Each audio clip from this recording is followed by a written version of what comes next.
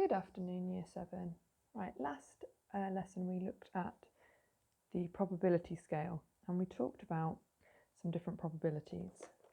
And today we are going to talk about a particular probability, and that is when probabilities are equal. So we are talking about equally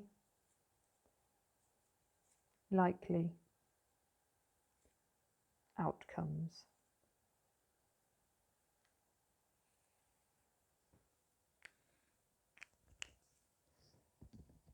So when we do an experiment or a trial,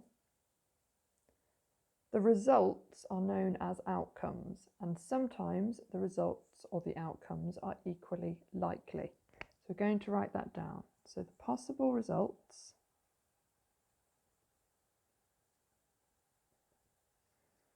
of an experiment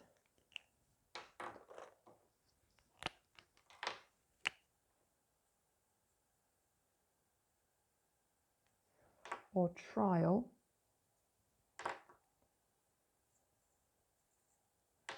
are known as outcomes.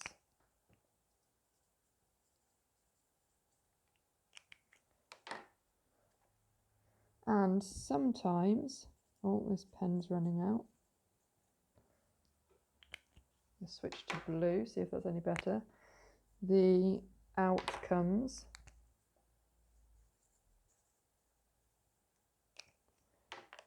are equally likely. Now I realise I've written a lot in different colours there because of a pen issue, so I'm just going to underline the things that you can write in different colours.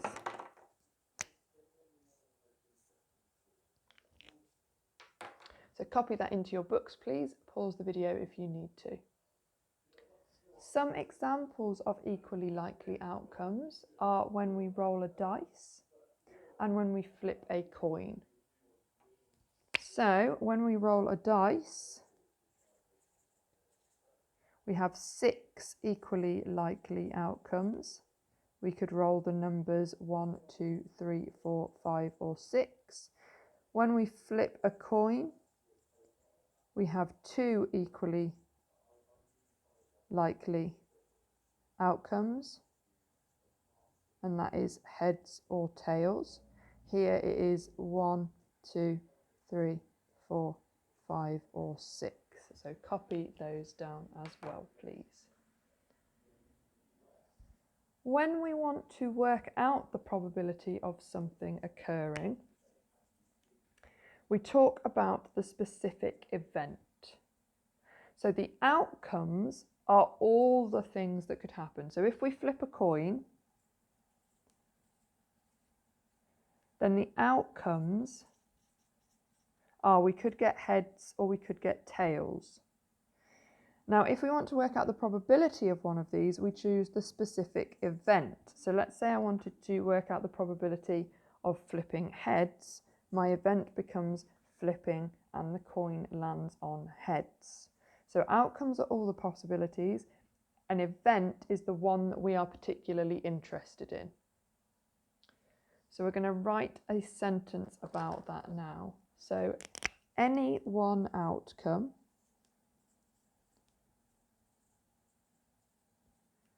or combination of outcomes is known as an event. And to work that out, the probability of a particular event occurring is the number of ways the event can happen divided by the total number of possible outcomes.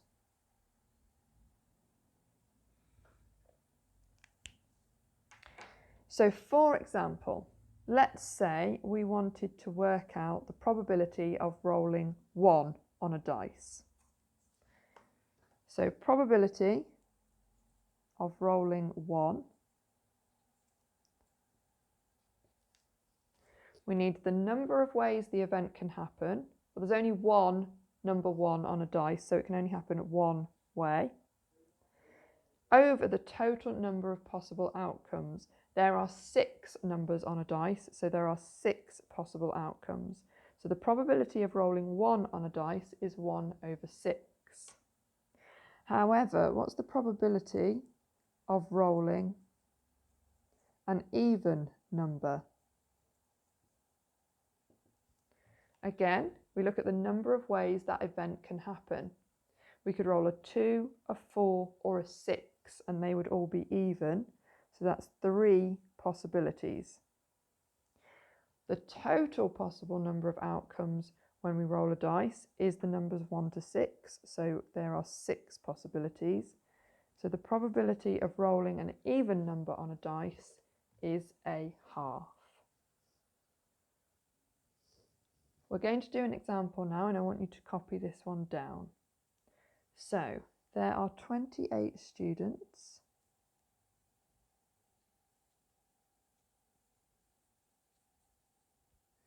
in class 7C.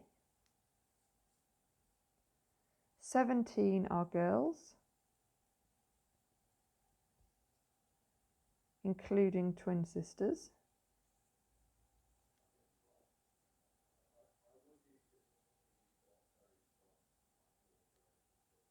The class chooses one student to attend a special occasion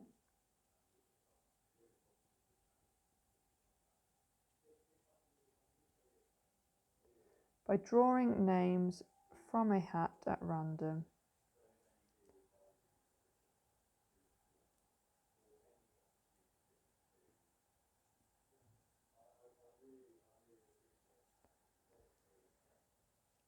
Now the question is, find the probability that the person chosen is A, one of the twins, B, a girl, or C, a boy.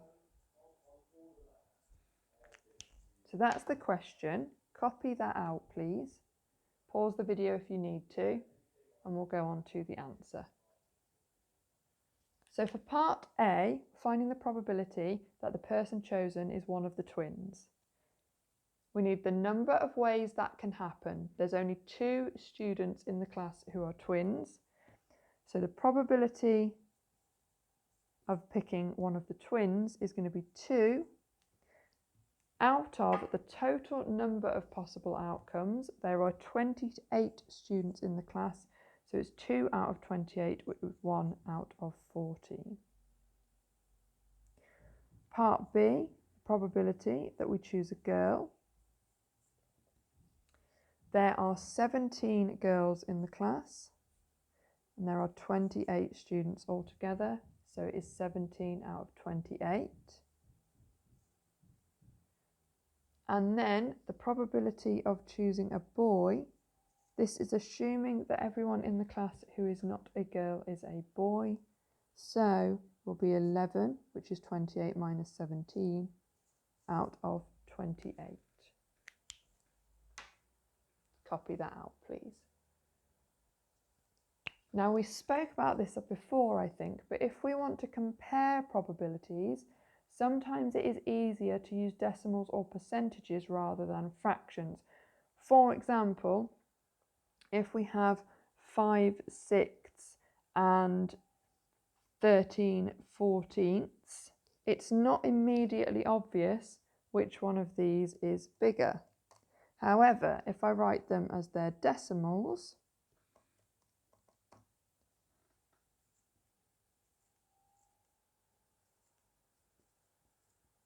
it's much easier to see that this is a bigger probability than this. So sometimes with probabilities, we will want to convert them into decimals or percentages. And we're going to do an example with that now. So, example for you to copy down, please. Class 7C have 2 dessert options for lunch.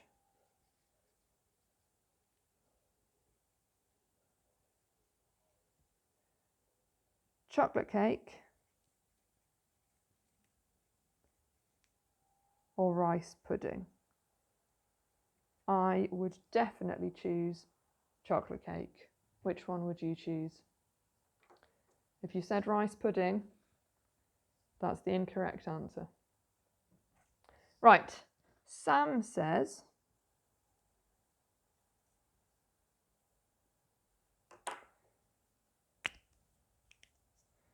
there are 28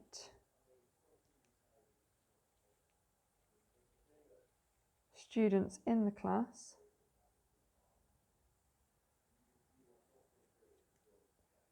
So 50%,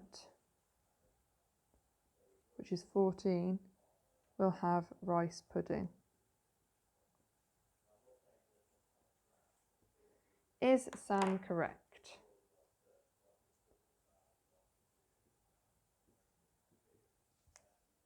Is he correct? What do you think? The answer is no, he's not correct, because the outcomes are not equally likely.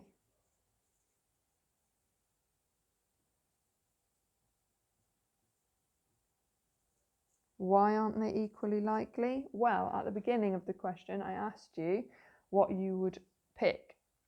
And the point is that some of you would pick chocolate cake and some of you would pick rice pudding, but that's not necessarily split right down the middle. So the outcomes are not equally likely, as students will have a preference.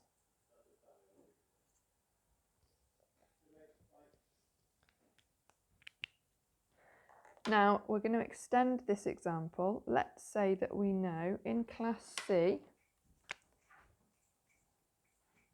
7C, 13 of the students chose rice pudding.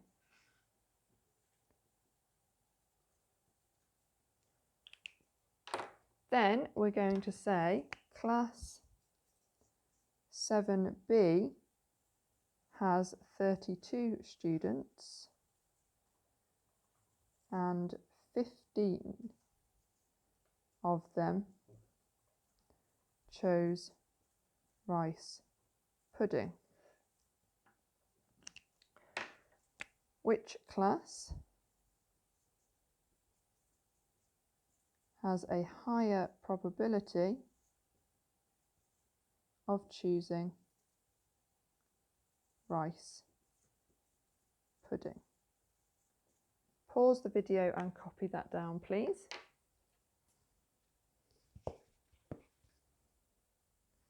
So in class 7C, the probability of a student choosing rice pudding is 13 out of 28. In class 7B, the probability of them choosing rice pudding is 15 out of 32. Which probability is higher? It's not immediately obvious, and so this is where it's useful to turn the fraction into a decimal or a percentage.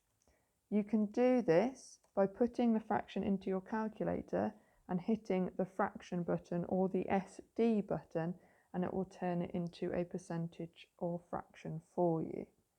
So this one is 0.46 to 2 decimal places.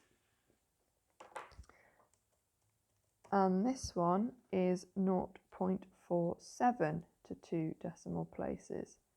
So the higher probability is actually this one, only just by 0.01 when we round it. Okay, that should be enough for you to have a go at the questions I've put up. let me know if you get stuck.